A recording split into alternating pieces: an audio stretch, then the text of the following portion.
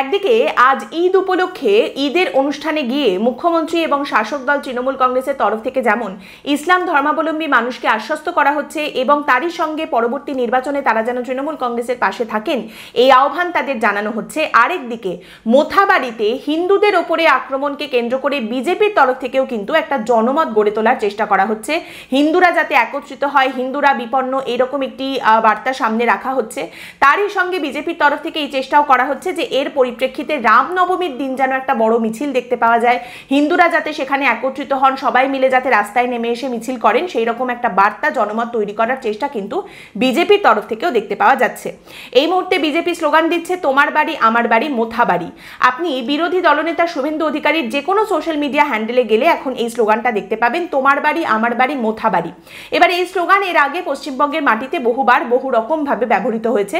একবার বলা হয়েছে তোমার নাম আমার নাম ভিয়েতনাম, কখনো বলা হয়েছে তোমার নাম আমার নাম নন্দীগ্রাম, সেখান থেকে তোমার নাম আমার নাম জয় শ্রীরাম, এবং এখন বলা হচ্ছে তোমার বাড়ি আমার বাড়ি মোথাবাড়ি। এবার মোথাবাড়িকে বেছে নেওয়ার পেছনে একাধিক কারণ রয়েছে। প্রথম কারণ, যেখানে এই দাবি করা হচ্ছে যে এখানে বেছে বেছে হিন্দুদের ওপরে আক্রমণ করা হচ্ছে এবং সেই কারণে হিন্দুরা এখানে বিপন্ন। দ্বিতীয়ত, বিজেপির তরফ থেকে এই দাবি করা হচ্ছে যে এই যে গোটা সংঘর্ষ, হামলা, হিন্দুদের উপরে আক্রমণ, সমস্ত কিছুর পেছনে অন্যতম মদতদাত্রী হিসেবে যিনি রয়েছেন তিনি হচ্ছেন তৃণমূল কংগ্রেসের নেতা বিধায়ক সাবিনা ইয়াসমিন, এবং তিনি এই সমস্ত ঘটনা ঘটাচ্ছেন। সুকান্ত মজুমদার তিনি কিন্তু এই দাবি করেছেন যে যদি বিজেপির লোকজন ওখানে ঢুকে পড়ে সেটা যাতে না হয়, সেই কারণে প্রশাসনের তরফ থেকে ওই জায়গায় 163 ধারা বজায় রাখা হয়েছে। কিন্তু ওদিকে সাবিনা ইয়াসমিন 3-4খানা গাড়ি নিয়ে ওই এলাকায় দাপিয়ে বেড়াচ্ছে, সেদিকে কিন্তু কারুর নজর পড়ছে না। অভিযোগ এটাও সামনে উঠে এসেছে যে মোথাবাড়ির ঘটনায় এই সংঘর্ষের কথা সামনে আসার পরে প্রশাসন যখন পদক্ষেপ করেছে তখন পুলিশ যাদের ধরেছে, আটক করেছে, সেগুলো প্রত্যেকেই হিন্দু। সেখানে প্রত্যেকটাই হিন্দু নাম যাদেরকে গ্রেপ্তার করা হয়েছে বা আটক করা হয়েছে, মুসলিম কাউকে ধরা হয়নি বা মুসলিম কাউকে গ্রেপ্তার করা হয়নি, এই অভিযোগটাও সামনে রাখা হয়েছে। বুঝতেই পারছেন এই গোটা বিষয়টা আদালত পর্যন্ত গড়িয়েছে, ক্যালকাটা হাইকোর্টে এটা পৌঁছেছে। হাইকোর্টে রাজ্যের তরফ থেকে জানানো হয়েছে যে এই পরিস্থিতিতে দাঁড়িয়ে পুলিশ প্রশাসনের যা যা পদক্ষেপ নেওয়ার কথা সেগুলো সবই রাজ্যের প্রশাসন নিয়েছে এবং পরিস্থিতি আপাতত একটা কন্ট্রোলের মধ্যে রয়েছে, পরিস্থিতিকে নিয়ন্ত্রণে আনা গেছে। কিন্তু বিজেপি এই মুহূর্তে দাঁড়িয়ে এই গোটা জিনিসটাকে ছেড়ে দিতে নারাজ। বিজেপির তরফ থেকে শুধুমাত্র মোথাবাড়ি নয়, তারই সঙ্গে শুভেন্দু অধিকারী নওদার ঘটনাকেও সামনে রেখেছেন এবং সেখানেও এই অভিযোগ করা হচ্ছে যে বেছে বেছে হিন্দুদের দোকানপাট ভাঙচুর করা হয়েছে। শুভেন্দু অধিকারীর দাবি যে এই বর্তমান মুখ্যমন্ত্রীর তুষ্টির শাসনকালে দাঁড়িয়ে হিন্দুদের ওপরে একের পর এক ভয়াবহ হামলা নেমে আসছে। এবার অবশ্যই এই বর্তমান সময় দাঁড়িয়ে যেখানে সামনের বছরেই নির্বাচন রয়েছে এবং বিজেপির তরফ থেকে এই সিদ্ধান্তের কথা ঘোষণা করে দেওয়া হয়েছে যে বিজেপি এই হিন্দুত্ব, হিন্দুদের একত্রিত করা, এই সমস্ত কিছুর উপরে ভিত্তি করেই নির্বাচনের লড়াইটা করবে, সেখানে দাঁড়িয়ে এই মোথাবাড়ি বিজেপির জন্য একটা বড় পয়েন্ট। কিন্তু প্রশ্ন হলো লার্জ স্কেলে এই মোথাবাড়ির ঘটনার কোনো প্রভাব কি দেখতে পাওয়া যাবে?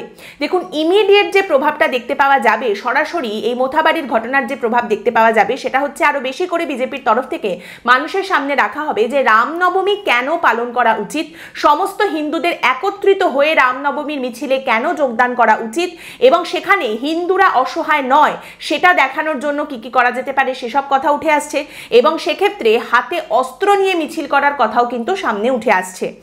এটা যদি হয় তাহলে সেটা ল অ্যান্ড অর্ডারের ক্ষেত্রে অত্যন্ত বড়সড় একটা প্রশ্ন তুলবে, পুলিশ প্রশাসন, সুরক্ষা, নিরাপত্তার ক্ষেত্রে একটা অত্যন্ত বড়সড় প্রশ্নের জায়গা থাকবে এবং ঈদ আর রামনবমীকে ঘিরে যে একটা কোনো রকম সমস্যা হতে পারে বা হিংসার ঘটনা ঘটতে পারে তার ইঙ্গিত কিন্তু পুলিশের তরফ থেকে অলরেডি আগেই দেওয়া হয়েছে।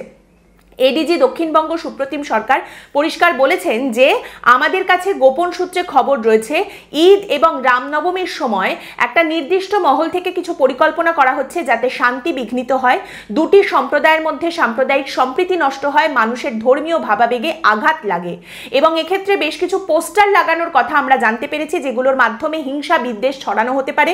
এমনকি কিছু কাজের কথাও আমরা জানতে পেরেছি যার মাধ্যমে এই শান্তি বিঘ্নিত করার চেষ্টা করা হবে।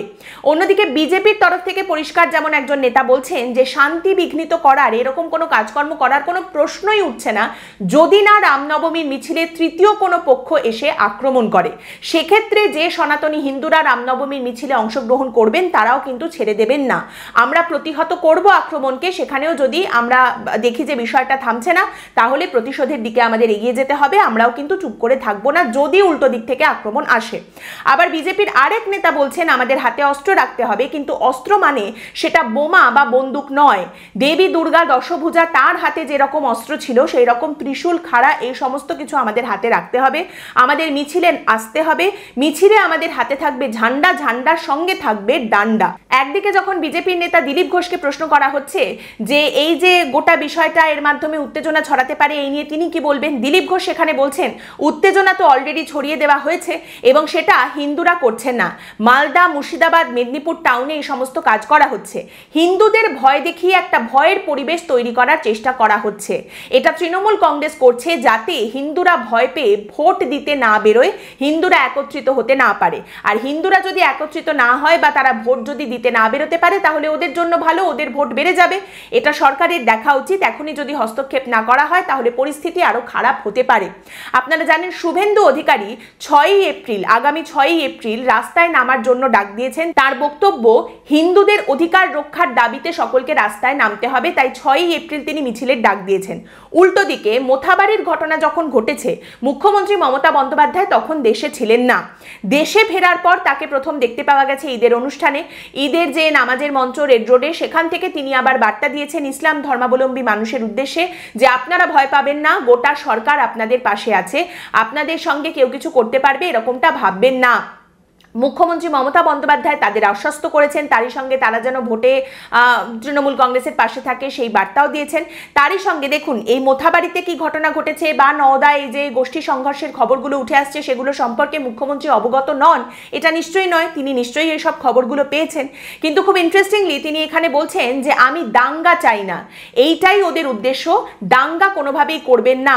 ওরা যে প্ররোচনা দেবে সেই প্ররোচনার ফাঁদে পা দেবেন না, পায়ে পা লাগিয়ে ঝগড়া করতে একদম যাবেন না।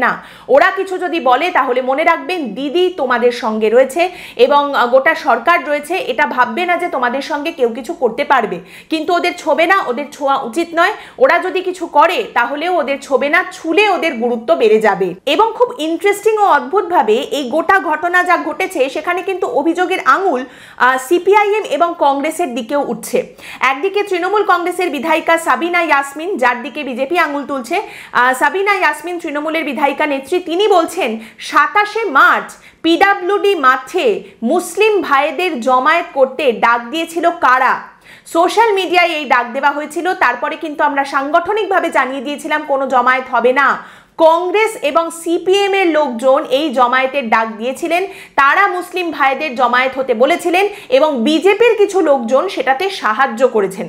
অন্যদিকে আবার তৃণমূল কংগ্রেসের নেত্রী এবং আমাদের রাজ্যের মুখ্যমন্ত্রী মমতা বন্দ্যোপাধ্যায় তিনি রেড রোডের যে অনুষ্ঠান, ঈদের যে অনুষ্ঠান ছিল সেখানকার মঞ্চ থেকে বলছেন নবরাত্রি চলছে, আমি তার জন্য শুভেচ্ছা জানাচ্ছি, কিন্তু তার জন্য আপনারা দাঙ্গা করুন সেটা আমি একেবারেই চাই না।